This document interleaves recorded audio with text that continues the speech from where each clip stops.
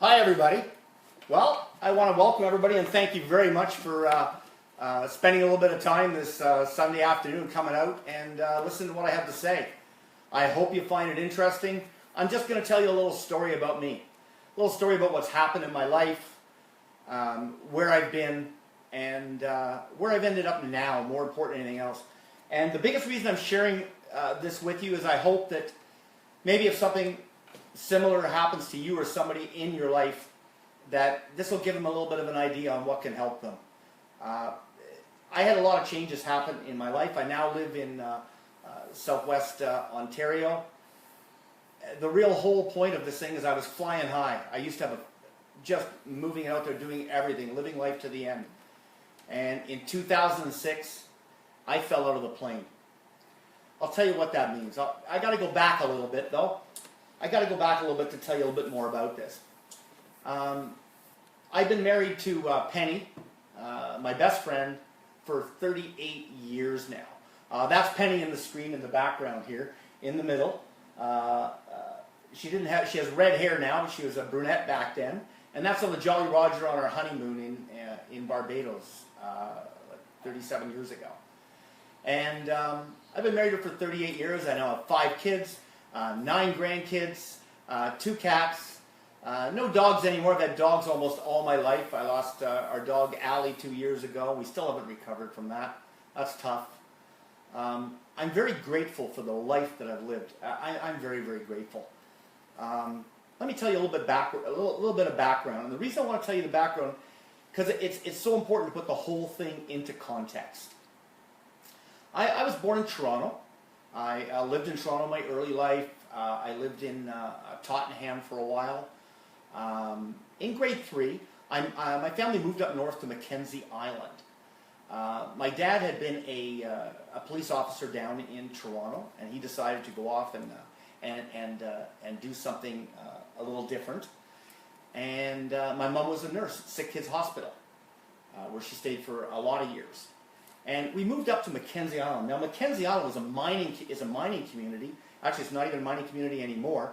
Up in Red Lake, which is in northwest Ontario, in the middle of nowhere. But that was okay. I was in grade 3, so it was very cool for me. I got to go boating. I had my own boat, fishing. I lived on an island. I could do pretty well whatever I wanted. It was pretty fantastic. This was a population of somewhere around 200 people. If you wanted to play hockey, you had to go to the mainland. On the island, pretty much all you could do was curling. So I did do curling while I was up there. One of the other things I did was scouting. My dad became a scoutmaster while we were up there, and that's my little brother Sean with my dad back somewhere in the 60s. I don't really know when. I guess he was born in 67, so it'd be around 68. By the time I hit grade 9, we left up north. We no longer, my mom was working in the hospital up there, my dad was writing, and we moved back down to the city. Big city, what a change. It was such a culture shock. We moved back to Toronto. I went to David Murray Thompson Collegiate out in Scarborough, for anybody that knows it. 2,200 students. I knew more people in my homeroom than I knew in the entire island. So my first 15 minutes of school, and then I go and meet more people and more people and more people. It was nuts.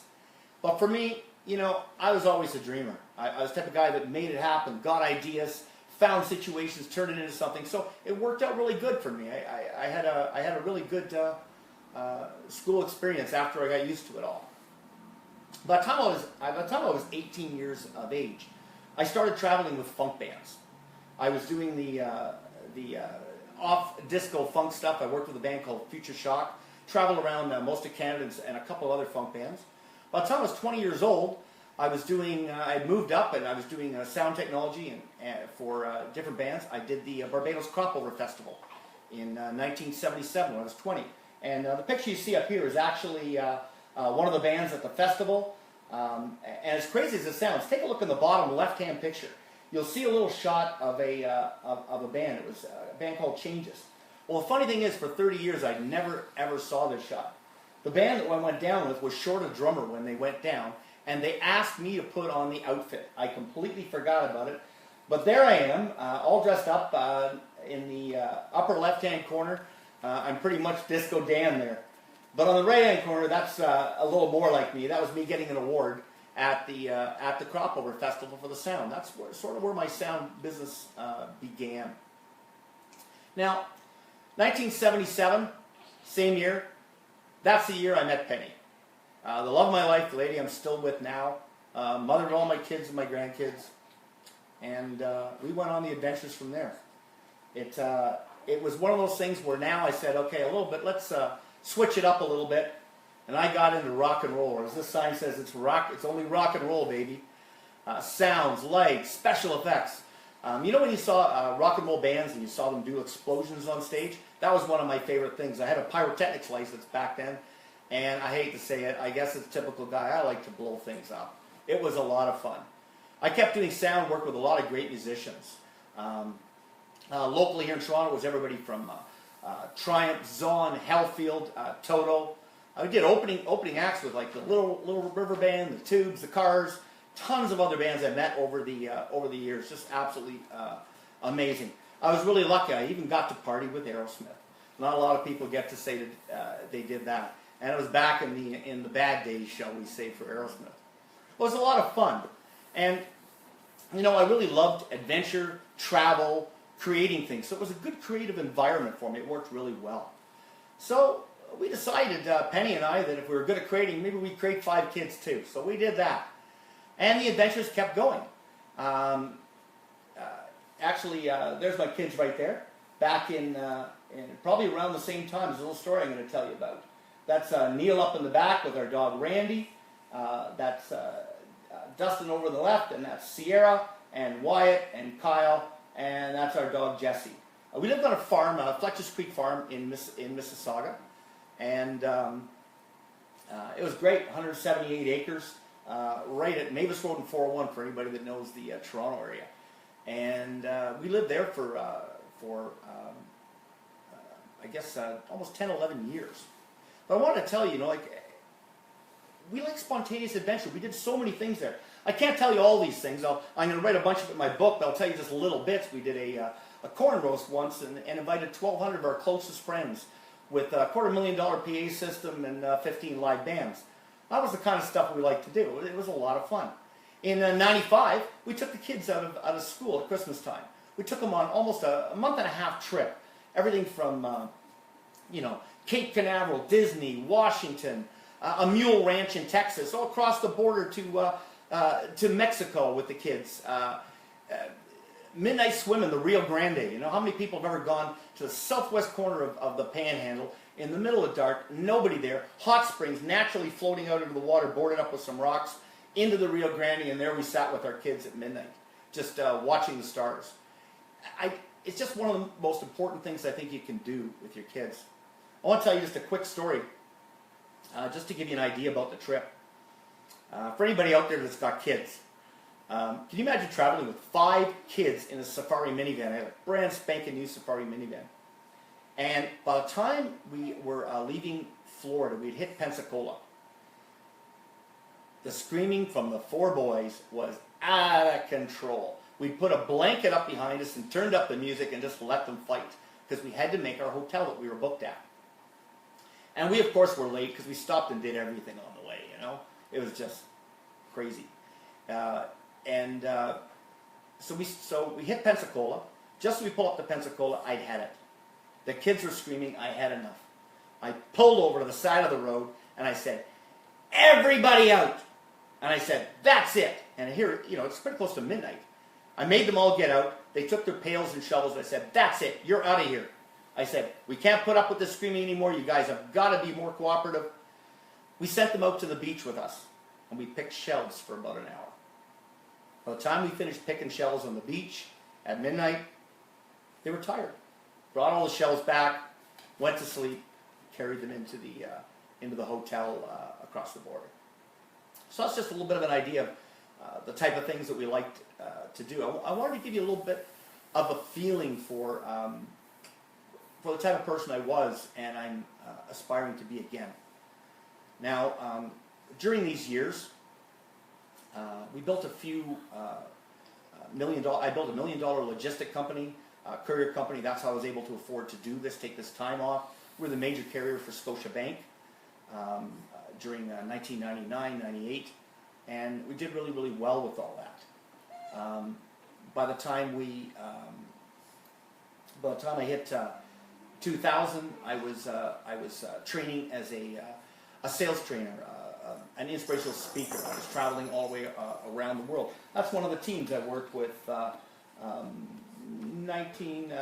2000, 2001. As a matter of fact, during 2001, I was in what everybody else was doing, freaking out about 9/11. I was across the ocean in Mumbai. I was with my friend Arfine's company, Symbiotic in India, and having an absolute blast. I don't have any pictures about that right here because it's too much to tell you. So I'll just give you a little bit of an overview. So we kept going. I kept building, having a lot of fun, keeping spontaneous adventure happening. As you can see here, that's my Jaguar S-series. I drove around in I guess I wasn't frugal with my money. I drove around in my favorite toys, my Suzuki Boulevard and my Jaguar S-series. It was absolutely amazing. We were doing spontaneous adventure, traveling. Penny and I were even buried alive and jumped off a mountain blindfolded in Mexico. That's the story for another time, though. Life was great. We were living large and flying high. Absolutely fantastic. In 2006, I went to, that's my friend Arfine, at his wedding in Dubai. We went to the wedding in Dubai, and an absolutely amazing wedding. One of the things we did with the wedding party was go out and do sandboarding. That means going out to the middle of the desert to these huge dunes and getting on a snowboard and sliding down the dunes.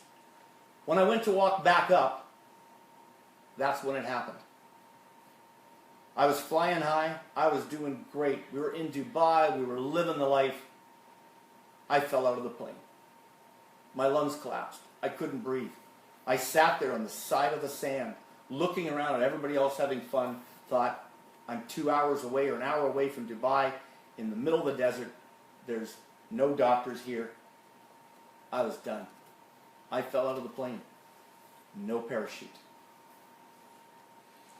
It was pretty rough.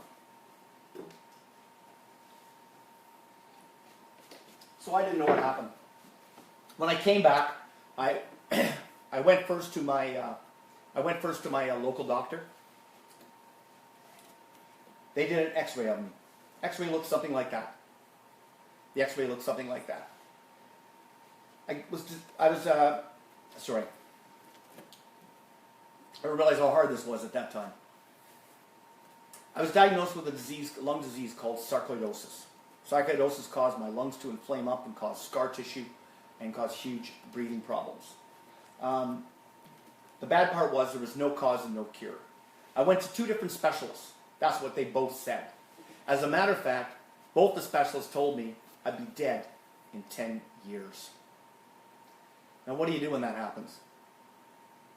Well, for me, I just kept on thinking I was invincible. I kept going. I started getting tired, couldn't handle things, was doing one of the things I was doing at the time was, I was still a corporate sales trainer. I was running a course, one of the courses called What Do You Want From Life? I'd have to do 3, 4 Red Bulls or Monsters, or rock stars. I always liked rock stars, the rock and roll thing. And just to get me through the day. Just to keep me powered up. That didn't work anymore. I was just fading away. It was too much. I got depressed. Didn't know I was depressed. Tired. My breathing capacity eventually hit 57%. I couldn't tie my shoes. Couldn't take the garbage out. I gained weight. I was up to almost 220 pounds, busy playing video games. I was the solution guy. Here I was, the solution guy, with no solutions. Nothing. That's what I did. That was my specialty. I was scared. I had no hope. I couldn't breathe. Eventually, I couldn't work. I was tired, sad, and depressed. The real truth is, I felt useless. I felt like it was a guy thing. I wasn't a man. I quit. I was free-falling. The next few years, I was a recluse. I hid in my back office at the house. I played video games. I stopped going out. I ignored my family. I just waited out time. My granddaughters I had at the time used to come in and give Grandpa massages, just to talk with me and massage me and be with me. As I found out later, that's what that was all about. I still basically would come out, say hi to them, back in and play video games. I was playing a video game called Ebony. Ebony was a medieval virtual world that I could go out and conquer. And I did. I met hundreds of people online that I talked to every day. Every day. And together, we conquered the world. We beat the servers in no time at all. It was amazing. It took groups of people together. We did it like you do a business. Why did I do it there? Because I couldn't do it in the real world. But I could do it sitting down at a desk in a make-believe world. That's when Fat Freddy was born. As I started gaining up, I needed a little bit of a name. And so in Ebony, everybody knew me as Fat Freddy. And it was absolutely fantastic. I got to be the guy that organized everybody else along with a couple other people. And we organized about 500 people to take over the server. It was like 2,000-3,000 people playing against us. And it was fantastic. It really showed how, when you take teamwork, how things could really work together, even if it's in a virtual world. But in the meantime, the real world, my family, was shut out. But I didn't know that. I didn't understand that. That's my grandson in the background making his little chicken and rabbit noises he makes now, my latest grandson. And so, in real life, I tried to keep going. Let's get rid of that. I tried to keep going in real life, but it was off and on. I'd get started, I'd get tired. I'd go and say, okay, I'm ready to go again, and get tired. I was still trying to work on my business. That's one of the businesses I was working on, Club Concierge. I still have it here today. I had a few people that still believed in me, that helped support financially to keep it going and keep me going. People like just, Larry, Deb, and Colleen, you know who you are, just to name a couple. And they helped keep me afloat over that time. They had faith in me and kept going. There was many others. I just want to mention a couple. And I had other people that were keeping me inspired. But no matter how much I was keeping inspired, no matter how much I was keeping going, I'd be exhausted. I'd be absolutely exhausted. I'd get going and then moving, charge ahead, and then poof. It was unbelievable. I didn't realize how tired I was, how depressed I was, lack of oxygen, what was helping. After a while, I pretty well had it. My health had declined. No matter how much prednisone I took, I still looked like that. Nothing doctors could tell me. Nothing online. Nothing in the forums. No ideas, no hope. What do you do now? Well, the idea guy, the guy that helps inspire everybody else, was fading. In spring 2012, I got another bout of pneumonia. I had several over that whole time. I got pneumonia every year since like 2006. I ended up in the hospital this time. This time I almost died. I was almost absolutely done.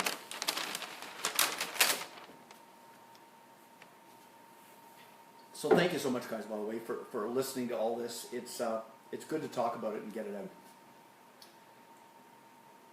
A little while later, my friend Mike, he's a relentless pain in the ass. I'm sorry, it's the only way to describe it. I love him, but he's a pain in the ass. He hounded me. He had this natural, amazing, simple, proven thing that was going to wipe out my oxidative stress and take care of me. And he could show me all about it and everything else. Do you think I listened? Do you know what I heard? I heard snake oil, magic potions. Oh, I've got a cure that's from some mysterious island in the Atlantis. That they've got a magic berry. I call them goji, gooji, gotcha juices.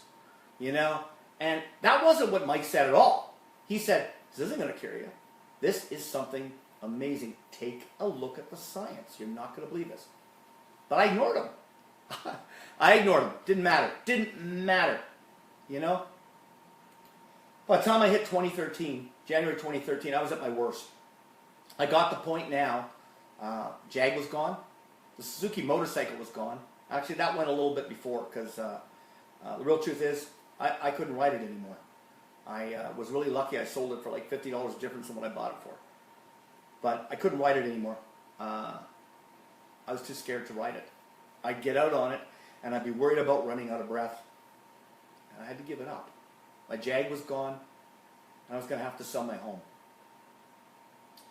I didn't even realize the disaster I'd created with my family and my kids from not being there, barely being there. So this time Mike calls again in January. This time I watch a little video, ABC Primetime. The thing was made back in '95. ABC went in to investigate this little magic yellow pill that was supposed to possibly increase lifespan. You know, they were hoping to prove that in the future. And the only thing they knew for sure is that it reduced oxidative stress by 40%. Now, I knew a little bit about oxidative stress, so it made a little bit of sense. I knew that if my body had oxidative stress really bad, because I knew about free radicals. Remember, my mom was a nurse. I learned all this stuff from her. I realized that with high oxidative stress levels, higher than usual, I was going to be an old man a lot quicker. And if I was an old man, I'm going to have sarcoidosis even faster, and it's going to progress. That's what was going on. I had nothing to lose. That's when I swallowed my first Protandim. 4 months later, I still wasn't really noticing anything major. And there was a little bit of a snowstorm out in my area, and I went outside with a snowblower. I had to get out of the house. And, you know, it's a powered snowblower. It rides itself. It turns, everything, the whole bit. But even with electric start and all that, when you can't even tie your shoes, that's a major job just to get the cover over and bend over and plug it in and get it going. It's nuts. But I went outside, and I thought, I'm just going to try this little bit, just enough to get the car out. And I remember going out and staying out and saying, okay, I'll do a little bit more. I'll do a little bit more. I'll do a little bit more. An hour later, I came in. I'd done the entire thing. I was exhausted. I was dead. I was shaking. I could hardly move. You know, because my muscles stuff, I'm tired by that time too. But the weird thing is, I looked back and I went, oh my God, I couldn't do this. I got stage 4 sarcoidosis. How is this possible? I looked back over the last 3 months and I realized, oh my God, things had changed. At first, I didn't notice it at all. And then I realized I was starting to feel better. So, in August 2013, I went to see my doctor, Dr. Peter Cole, up here in Orangeville. He's my local GP. I was done with specialists.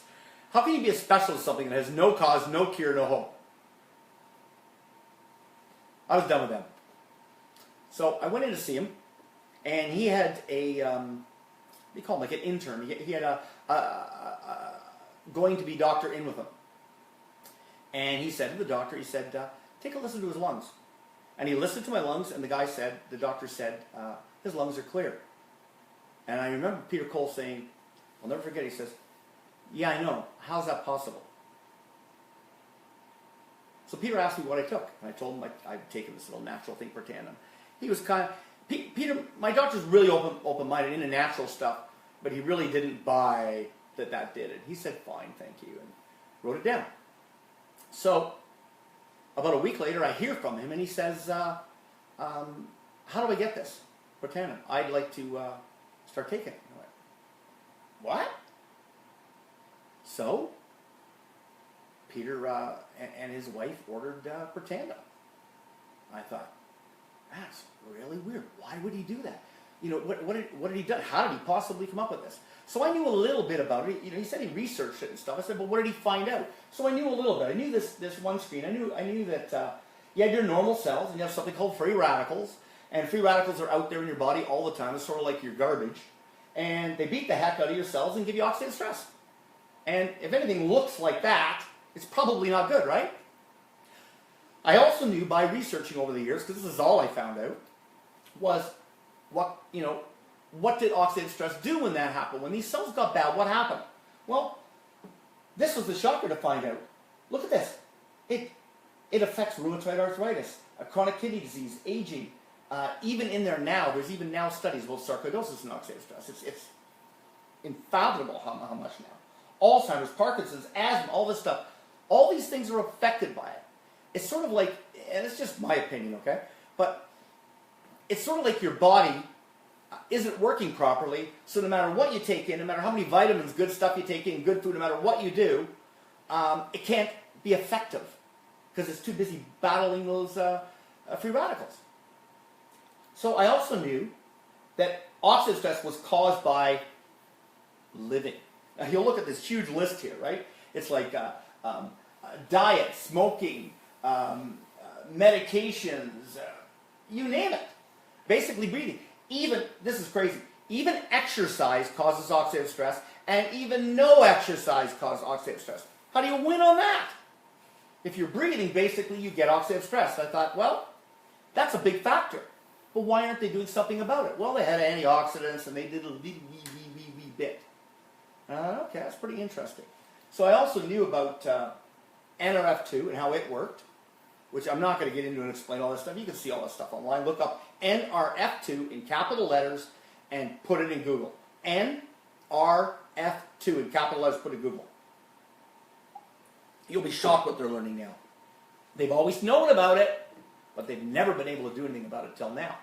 So what else did Peter find? Well, Peter Cole went on something called PubMed, and he showed me real briefly stuff that, honestly, I couldn't understand half of it. But he went to PubMed. It's pubmed.gov. He put in the word Protandim, and up it came, with peer reviews and studies, not by LifeVantage, the company that manufactured it. That's what most companies do. They go out and they do their own research, and they tell you the results of it the way they want to look at it. But these were results done by American Heart Association, Harvard University, Ohio State University. It went on and on and on. I went, that's pretty crazy. So don't take my word for this, by the way. Don't take my word for it. Look it up. Go to pubmed.gov yourself, put in Protandim. Go to Google, put in NRF2 in capital letters. Take a look what these real places are saying. Don't take my word for it. So by the time by now, my friends and family, quite a few of them were taking Protandim. I had Dr. Peter Cole and his wife were taking Protandim, and my sister-in-law was taking Protandim. My wife was not taking Protandim yet. Honestly, we still couldn't afford it. I could barely afford to pay even the $40 US a month, but I had to do it because I realized if I didn't do it, I was going to die. And but I had a few people that I passed it on to, and all of a sudden they had a referral program. So 25% of everything they bought, I got off my next month. I wasn't paying for my Protandim anymore, so that was pretty cool. And so during that time, one of the people I spoke to, and I asked her if I could say about this, was Penny's sister, Belle. Back at the same time in 2013, she had a very, very serious operation and lost most of her digestive system. She was pretty well done. She was sitting in a chair, couldn't move, done, quit. Her prognosis was horrible. Sorry, Belle, but you look like hell. The oxidative stress level for her, as I looked it up, was a major player. I went, there it was again. I looked up oxidative stress, her condition, everything that happened to her, and bang, there it was again. I went, how can this be? That's too simple. So I talked to her about Protandim. I had her watch the ABC video. And what she told me later, she said, you know what? This is either going to kill me or it's going to cure me. Whatever. I don't care. Either one of them's good. That's pretty bad to feel that way. And but even then, with that, and I'll tell you, the results afterwards were phenomenal. You got to see Belle and see this girl just go every day like nothing's happening. Like this didn't even happen to her. You'd never know it when you meet her. Never. She looks younger than she did 7 years ago. But even then, I still stayed a customer. I should have been telling everyone. This is the part that bothers me. But I love being a customer. I love being a customer. So September hit. Dr. Cole and his wife Isla call me up and they say, we want to be distributors. We want to get this out to our patients and our friends. I went, what? My doctor has now called me. I'm trying everything I can do not to be a distributor. And he calls me and says he wants to be a distributor. Well, I'm not stupid. If it's good enough for him, it was good enough for me. I joined and became a distributor. Penny swallowed her first Protandim when I got my distributor package in. She swallowed her first Protandim. Life was good again. I was starting to feel pretty good. I started sharing the video, showing a few people. Money started coming in. I had a handful of friends like my buddy Mark, who all he had to do was see the difference in me from what he saw when you saw that shot of me at a trade show, or the shot at the trade show with Club Concierge just a couple years before, he thought, oh my God, I don't care what you're taking, I'm in. And people started paying a little bit of attention. I started getting some money coming in, which I really hadn't had anything coming in at all. Penny was working at Subways. That's another story. I got about 70% customer and a few distributors, and it rolled in. Wow. That wasn't the best part. Because I became a distributor, I had a couple of extra bottles of Pertandem. Penny started taking them. Less than a month later, to me, I call it a miracle happened. Penny was working at Subway sandwiches. She was the only one making an effort to make any money for the family. And she worked at Subway sandwiches. She'd go in and do a 4 or 5 hour shift, and then she'd have to come home and put up her feet for a 4 or 5 hour shift because they'd swell up looking like that. Those aren't her feet, but we found something pretty close. And Penny's had arthritis since she's been 19 years of age. Now, the Pertandem did not cure her arthritis. But go to Google, put in the word arthritis, and beside it put in the word oxidative stress. You're going to get like 1 million hits on how that connects with inflammation and arthritis. So the biggest side effect of arthritis was the inflammation. 3.5 weeks later, Penny used to sit and decide how much medication she should take based upon how fat her ankles were. And she came home from work, she looked at her ankles, and they weren't swollen. She went, what? And it stayed that way.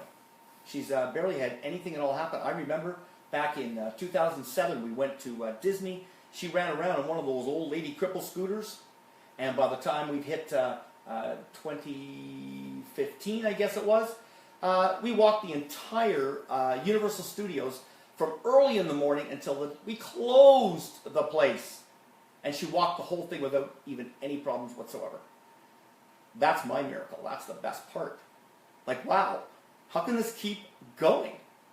But we were still broke. So we had to sell the house. But because I was doing better and feeling better, we didn't move into the trailer park we were thinking we were going to have to move into. We bought a church. We went further up north. We bought this church right here, built in 1901. Inside was just a gutted, empty shell. That's where I'm talking to you from right now. Gutted, and I'll show you pictures another day about this. But it was a gutted, empty shell. And we had to build it and frame the whole inside, drywall up on 16-foot high ceilings, plumbing, electrical. I had to lift beams up made of 2x10s, 4 2x10s put together. I lifted them up myself. Not all at once, wasn't Superman. One end at a time. But these were things I couldn't do. Better still, I had new relationships with Penny, with my kids, with my grandkids, because I started to wanting to hear what they had to say. Things had changed. It was just the weirdest little things as I started looking back. I had many friends and family that had changed their lives dramatically with Pertandem. I'm not here just to tell you about that. I really want you to understand. I don't care where you get the Pertandem. I just would tell you, you have to check this out. Now, it didn't cure me or them. All it just did is reduce their oxidative stress by 40%. Nothing else does that, though. Don't believe me? Look it up.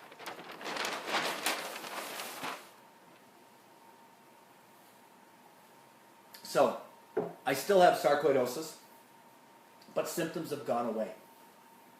The symptoms are what kills you. The scar tissue and the inability to breathe, that's what really takes you over the edge.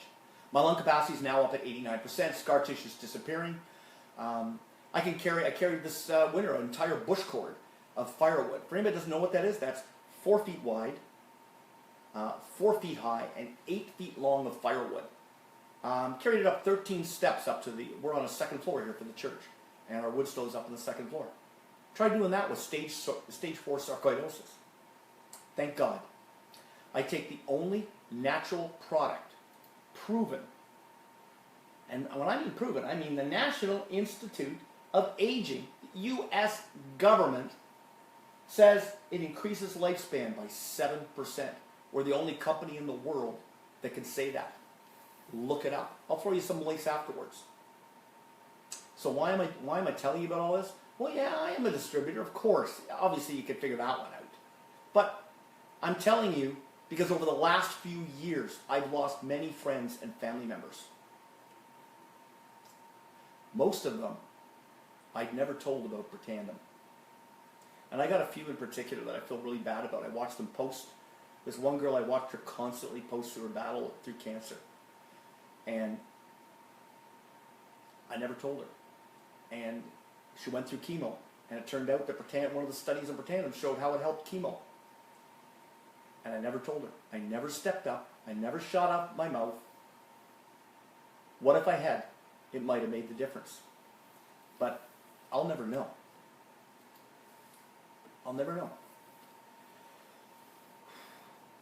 That's why I'm talking today more than anything else. I'm not going to shut up anymore. One of the people that I did get onto Britannia was my mom. 3 years ago, I lost my mom to Alzheimer's. She lived with us for 2.5 years. My wife allowed my mom into our house and took care of her for 2.5 years. I owe her greatly for that. And we eventually moved her to a nursing home. While she was in the nursing home, actually just a little bit before that, we got her on Britannia. When she got in the nursing home, I showed the doctor. I had to make the doctor look it up on PubMed, because you have to have, in a nursing home, you have to have everything prescribed. I made the doctor look it up on PubMed. The doctor looked it up and said, okay. I got the doctor to prescribe Britannia for my mom. Now, it was too late for Alzheimer's. She was already really far. The damage had been done. But it worked like magic on her physical. My mom had aches and pains and sore and bruising and all kinds of things that happened. And all of that changed. I don't know if you know this, but as I've learned, many Alzheimer's patients end up in pain at the end and have to take morphine because their body, their brain tells their body some crazy stuff about how to operate, and they end up in a lot of pain. And my mom had no pain. When it was time for my mom, she just went to sleep. No morphine, no nothing. So, at least I did that. But some of these other people, I didn't do anything. On December 7th, 2016, I was supposed to be dead. I should have hit the ground. No more free falling. Should have been it by then. But you know what? I found my parachute. I found my life. I found my cause. That's really what this is all about. I have to speak up. I have to speak to you. I have to tell you. I don't care what you think. This is what I do now. I'm going to tell everybody about this because I'm not going to let those people slip by anymore. It's up to you to pay attention to it and take a look for yourself. We'll look at the science. And don't regret it. I'll tell you one little thing my mom taught me. My mom, I think I mentioned earlier, worked at Sick Kids Hospital. She was there for since 1955 for the rest of her career. When she moved back down to Toronto, she's back at Sick Kids again. She was head of nursing education there for years. Then she retired. So you think she'll be retired and everything will be just great, right? Well, no. Guess what happens when you retire? Well, you have to get another job. So my mom got a job doing palliative care. For those of you who don't know what it is, palliative care is helping people die. It's helping people that are on their way out, which should have been me. That's what my mom did. And she taught me something interesting. She said, when she talks to all the people that were dying, they all had regrets. The funny thing is, they didn't have regrets for the things they did. Nobody had regrets for the things they did. They had regrets for the things they didn't do. The girl they didn't go up and talk to. The trip they didn't go on. The job they didn't apply for. The kid they didn't talk to. They had regrets for all the things they didn't do. I'm not going to have any more regrets. I'm going to tell everybody about Britannia. I'm going to let them hear about it. I'm going to live my life. I'm going to start doing more adventures than I was doing. I'm going to travel. I'm going to have some great fun. I'm going to find some things to outdo everything else I've ever done. And I'm going to do it with the help of my friends. I have this, one of my favorite sayings is, I am more than I appear to be. I am more than my physical alone. I will accomplish many great tasks and will do so with the help of my friends. Blow gently and follow my heart. And that's what I'm doing now. So I tell you, don't have any regrets. So I'm telling everyone, I must tell them, why wait? If I'd waited, I might not be here. If I hadn't waited and spoke like this earlier, maybe some of my friends would still be here. So take a look at the science here. If you're smart, you'll start Protandim today. Just become a customer. Buy a bottle, buy 2 bottles, buy whatever you want. Become a customer. Try it today. Look at the science. Bring it to your doctor. Make the doctor look at the science. Feel better and perform better. I'm not kidding. I've got so many friends. I've got friends that are athletes that are noticing a difference. I got friends that aren't well. My daughter took it right through her pregnancy. We have the healthiest new grandson you'd ever believe. And I have friends taking it for all kinds of things. That have had their symptoms from fibromyalgia and all kinds of things change. So it's going to help take care of oxidative stress. That's all it does. But it works. If you're breathing, you need it. So if you see what I see now, though, you'll tell everyone, become a distributor too. It's like $44, and you pick a product package. You can need product anyway. LifeVantage has been around for 7 years. But with all the new research, this is really just the beginning. Timing is absolutely everything. But not interested in business? Don't do it. Buy a bottle of Protandim today. If you know somebody else out there that's a LifeVantage distributor, get it. Just place an order. There's no commitment. There's no nothing. There's just, you're going to get an order. They'll send you a bottle every month. Every day you take it. That's it. Wait about 3 weeks, 3 months. Look back. See how you're feeling. See if you're sleeping better. See if you got more energy. Check the science. Do the research. That's it. I'll throw up some links and stuff, let you see where to get it. That's my phone number. Feel free to give me a call. Just so you understand, I'm not speaking on behalf of LifeVantage at all. When I get to this part of it here, I'm an independent LifeVantage distributor. And the only claim we can make is real simple. They've got a whole bunch of other cool products too, though. Same thing, helping with your skin. There's an energy drink that's keeping me awake right now and live. There's some weight management products, and they're all in the same line, all with this NRF2 and now NRF1. Look that up. Change your oxidative stress levels, feel better, make everything else you're doing work better. That's it. Thank you very much. God bless. Take a look later on this year for my book that's going to have all the missing details you're missing about the whole adventures before that. I hope you found some of this interesting. It's an absolute honor to have to speak to you all and have you hear a little bit about how I felt and how I got out of this. And this was fun. Thank you very much. Take care, everybody. Oh, just want to introduce you to somebody here. This is the newest little Protandim baby in our group here. This is my newest little guy, Sierra's little guy, and his name is Sawyer. And say hi, Sawyer. We're going to go let him nurse now and get his own Protandim. Take care, everybody. Thanks again. Bye.